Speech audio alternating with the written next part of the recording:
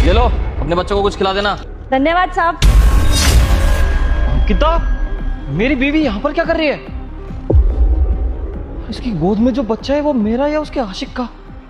ये इस हालत में? पता लगाना पड़ेगा।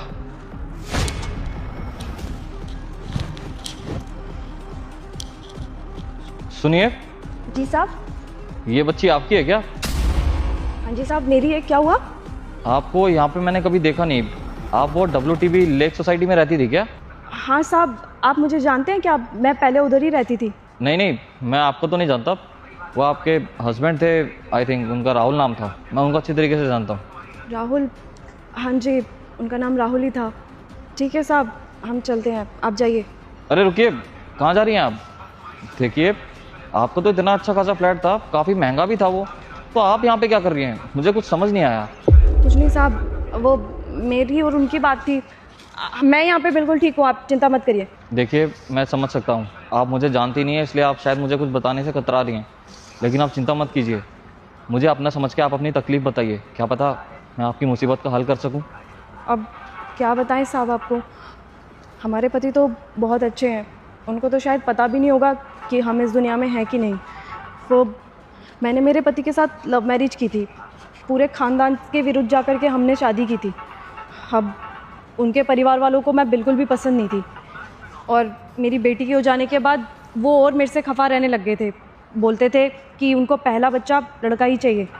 अब ये हमारे ऊपर तो नहीं है ना साहब। मेरी ननंद और मेरी सास, ये दोनों मेरे से बहुत ज़्यादा जला करती थी, और मेरे पति ज़्यादातर काम के सिलसिले में विदेश ही रहा करते थे। एक बार मेरे पति काम के सिलसिले में विदेश गए थे, और उसी बीच मेरी बेटी हो गई। मेरी सास और ननद इतने ज़्यादा गुस्से में आ गए कि उन्होंने मुझे धक्के दे करके घर से बाहर निकाल दिया साहब।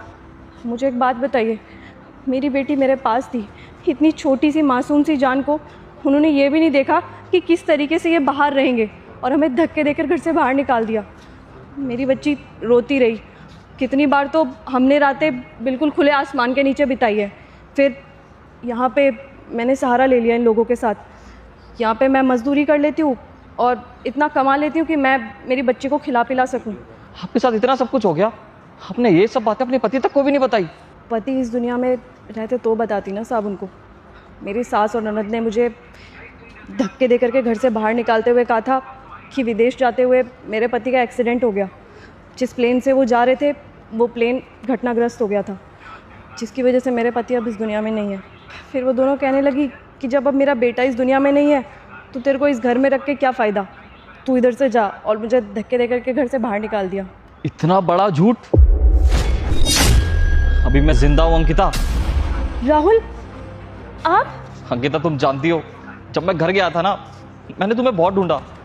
मेरी माँ ने मुझे बताया कि बेटा, हम तुझे बताना नहीं चाहते थे, लेकिन आज तू यहाँ पर है तो अपने कानों से सुन ले। उन्होंने कहा कि जन्म देते वक्त उसका बच्चा और तेरी बीवी दोनों मर गए। ये सुन के मुझे बहुत बड़ा धक्का लगा अंकिता। मैं तो मान चुका था अंकिता कि तुम इस दुनिया में नहीं हो, लेकिन आज तुम्हें और मेरी बच्ची को देखकर मेरा कलेजा फट गया अंकिता। राहुल, कहाँ चले गए थे आप? अच्छा हो आप आ गए। आपको पता है मेरा कोई सहारा ही नहीं था। मैंने किस तरीके से ये दिन बिताए हैं मुझे पता है। तो अच्छा हुआ आप आ गए। इसका मतलब मम्मी जी और मेरी ननद झूठ बोल रही थी, इतना बड़ा विश्वासघात किया। बस अंकिता, सब समझ में आ गया है मुझे। अरे हमारी बेटी हुई थी, इसलिए उन्होंने तुम्हें धक्के देकर घर से बाहर निकाल दिया, सिर्फ और सिर्फ एक लड़के के लालच में।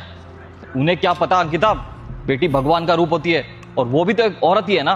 तो एक औरत होकर औरत का दर्द नहीं समझ पाई वो। तुम्हें ऐसे धक्के देकर बाहर निकाल दिया, और मेरी एक छोटी सी बच्ची को भी। मेरा अच्छा खासा घर उजाड़ दिया उन्होंने। उन्हें तो मैं छोड़ूंगा नहीं अंकिता।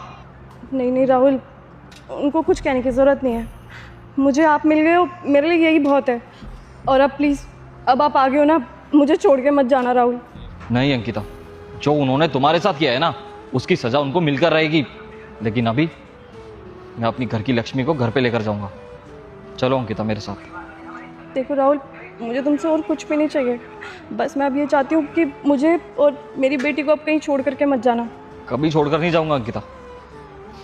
मेरी बेटी